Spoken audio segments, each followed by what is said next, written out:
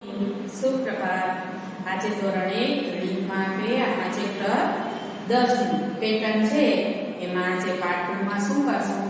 તો પેટર્નના ક્રમ મુજબ શું આવે છે એના ઉપર આપણે ખાલી રાઈટ કરવાનું છે। આપણે ખ્યાલ આવી જોઈએ અહીંયા બે પિક્ચર આપેલા છે ક્રમ મુજબ આવે છે કે નહીં કયા આવે છે તો અહીંયા જે આપેલા છે એના ઉપર ખાલી આપણે રાઈટ કરવાનું છે। એટલે આપણે ચોકસાઈથી આનો મતલબ શું થાય કે આપણે કોઈ વસ્તુને ચોકસાઈથી જોતા શીખીએ એનું એકદમ ધ્યાનથી જોઈએ તો આપણે ક્યારેય ગલતી થાય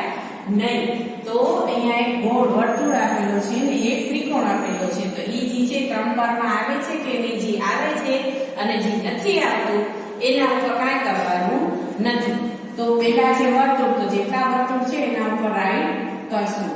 1 અને 2 અને નીચે શું આપેલું છે તો કે ત્રિકોણ। તો ત્રિકોણ કયું છે હા હવે આપણે એટલી તો ખબર પડે છે કારણ કે આપણે આકાર પેલા પણ આવી ગયા છે કોને વર્તુળ કહેવાય કોને ત્રિકોણ કહેવાય કોને ચોરસ કહેવાય। આમાં ચોરસ આપેલું નથી આ બેમાંથી તમને ક્યાંય દેખાય છે નથી એટલે એના ઉપર આપણે રાઈટ કરવું નથી એટલે જેના ઉપર આવે છે એને જ કરવાનું છે। હવે આમાં એરોનો પિક્ચર છે એક નીચે છે એક આડો છે એક ઊભો છે એક નીચો છે એક આડો છે તો અહીંયા એક છે ઈ ઊંધો છે અને એક છે ઈ આડો છે તો આપણે શેના ઉપર કરવાનું આવશે હા તો એક છે ઈ ઊંધા ઉપર અને એક છે ઈ આડા ઉપર કારણ કે ક્રમમાં બે વાર આવે છે જ્યારે ઊભો એરો આવતો નથી એટલે આપણે એના ઉપર સોરી રાઈટ કરશું નહીં। એના પછી આપેલા છે એક સ્ટાર એક વર્તુળ એક લંબચોરસ સ્ટાર વર્તુળ તો અહીંયા સ્ટારનું અને વર્તુળનું બે આપણે આપ્યા છે તો શેના ઉપર રાઈટ કરવાનું થશે કારણ કે અહીંયા આપણે પેટર્ન કમ્પ્લીટ કઈ કરે છે તો કે સ્ટાર અને વર્તુળ તો સ્ટાર ઉપર વર્તુળ ઉપર સ્ટાર ઉપર અને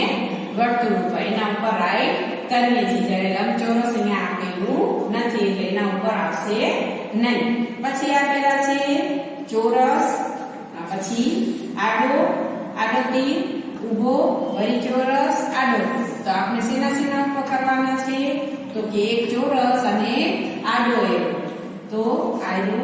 પછી આડો એરો ઊભો એરો આપેલો નથી